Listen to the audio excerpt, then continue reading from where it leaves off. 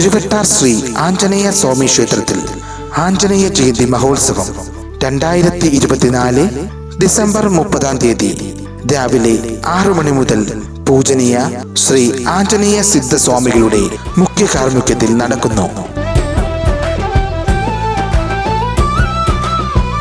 ഗണപതി ഹോമം, 1 ലക്ഷം ആഞ്ജനേയ മൂലമന്ത്രം, വീര ആഞ്ജനേയ സ്വാമിക്ക് അഷ്ടദേവീയ അഭിഷേകവും അലങ്കാര ദീപാരാധനയും, പഞ്ചമുഖ ആഞ്ജനേയ സ്വാമിക്ക് അഷ്ടദിവ്യ അഭിഷേകം, തുടർന്ന് ആറാട്ട്, മഹാദീപാരാധന, അന്നദാനം.